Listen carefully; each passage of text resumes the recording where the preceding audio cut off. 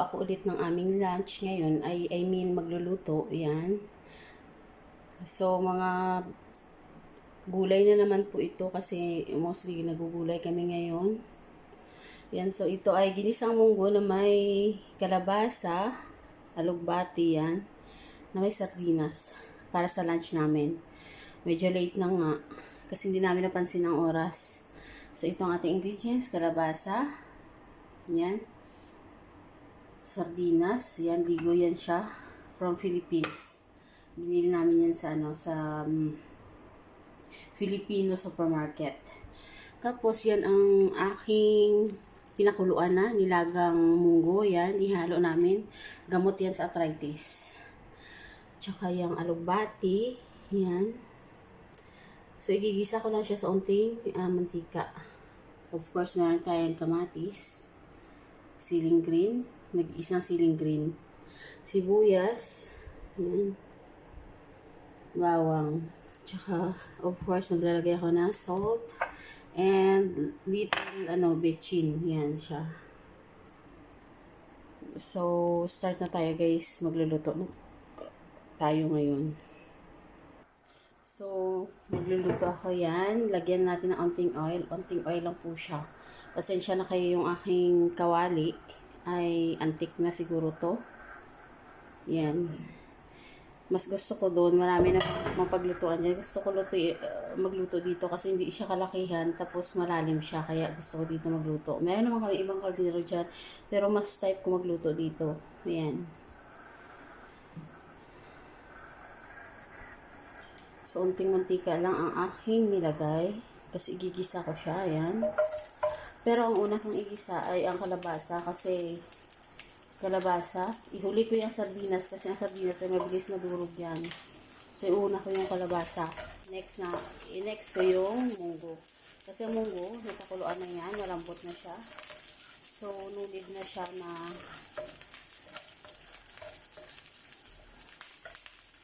ilalaga pa. So, unahin ko yung kalabasa. And then, bago pa mag-brown ng ating sibuyas, ilalagay ko ng ating bawang. Sadyang inuuna ko yung sibuyas kasi nga ang bawang ay mabilis mag-brown. So, inuuna ko siya ng unti. And then, inext ko yung ating bawang kasi para sabay sila mag-little brown. Ayan. Bago pa siya mag-brown, ilagay ko ng tomato.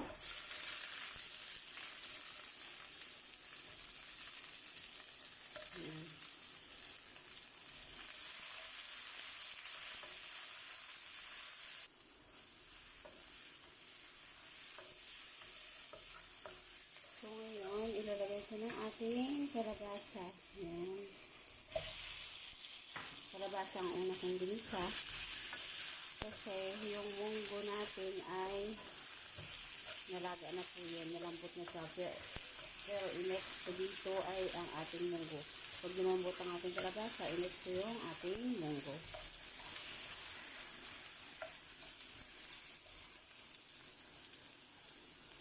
Then, bago ko sa lagyan ng tubig, maglalagay ako ng vegetable cubes.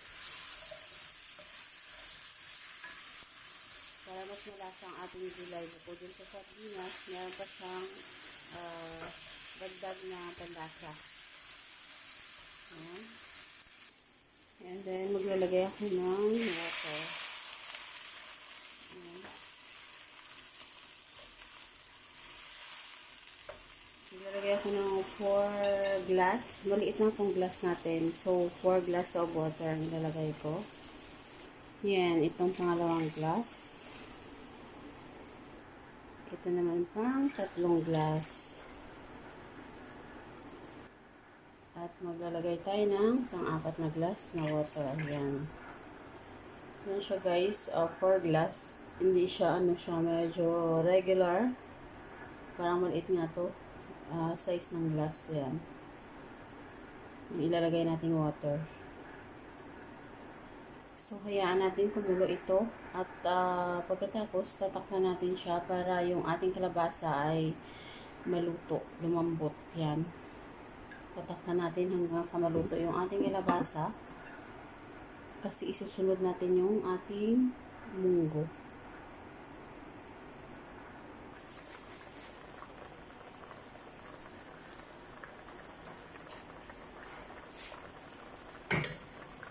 ilagay na natin ang sili. Ayan.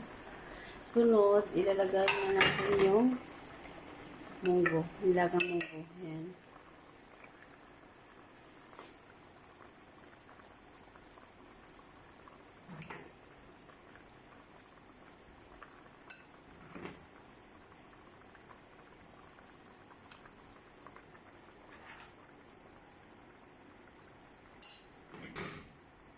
Ibuhos na natin.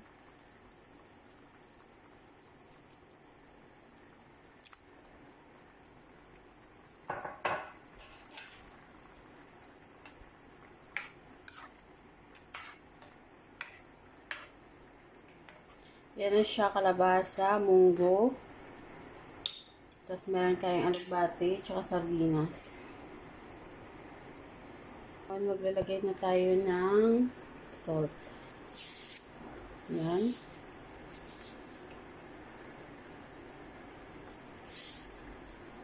So, may salt na siya.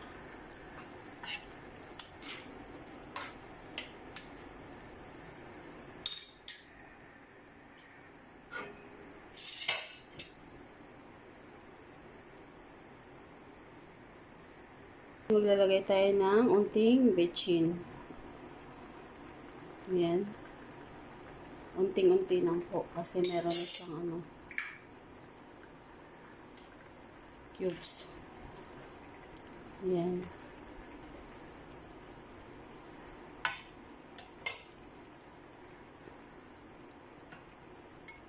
Tapos, ihalo na natin ang ating sardinas.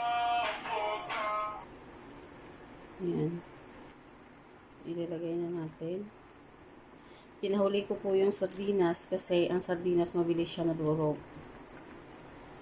Kung igisa ko siya una, ayan, madudurog ang ating sardinas.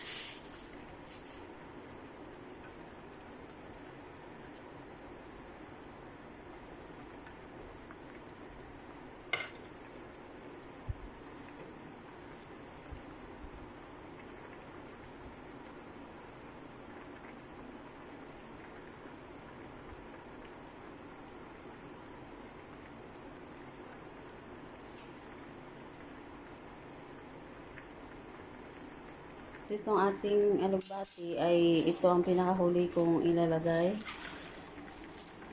Ayan. Malalapad kasi ang dahon ng alugbati. Yung iba ay kinat ko po yan para medyo lumiit-liit kasi masyadong malalapad. Ayan, mamaya ang huli nating ilalagay. Diyan, dito sa ating gulay. Ginisang munggo na may kalabasa, sardinas at may alugbati.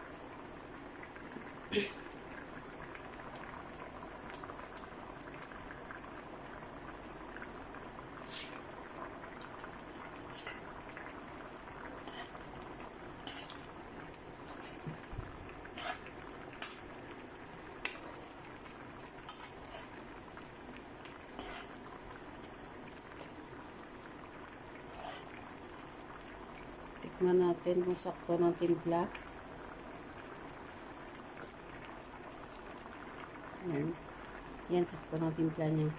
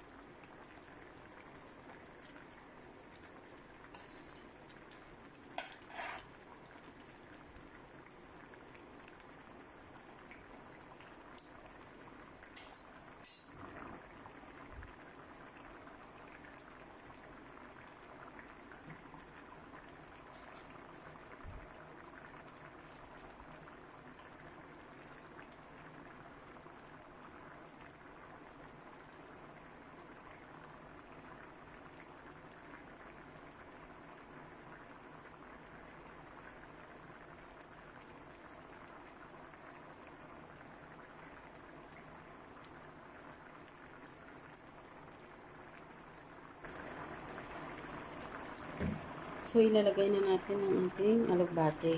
Yan.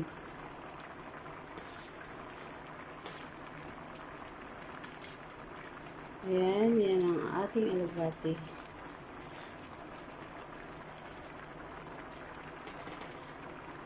Yan.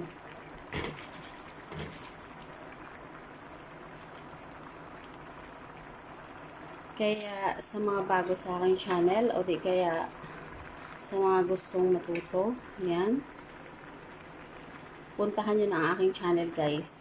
Hindi kasosyalan yung mga menu, yung mga recipe na niluluto ko, pero sure, may matutunan kayo. Kaya, huwag kalimutang i-subscribe ang aking channel. At para updated kayo lagi sa aking mga videos, hit the notification bell. At huwag kalimutan rin i-like, subscribe. Yan, pag gusto nyo i-share, yan, thank you so much.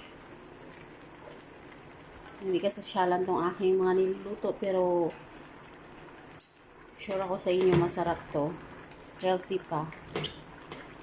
At kung gusto nyo recipe para sa mga karne, meron ako dyan chicken, beef, lamb, kung ano-ano pa. Yan. Gulay, mga sinabawan, meron dyan sa channel ko. Pwede nyong panuorin. Lalo na sa mga walang idea paano magluto, ganyan. Mga simpleng recipe. Yan, recipe pang mahirap, gulay lang. At gusto maging healthy, yan. Huwag niyo kalimutan i-subscribe ang aking channel. At sa aking channel ay marami kayong matutunan. Yan, mga gulay-gulay, mga pagkain pang poor, yun. Subscribe. Click the notification bell para updated kayo lagi sa aking mga susunod na video. Premiere or whatever. Mega love shoutout sa inyong lahat. Thank you so much.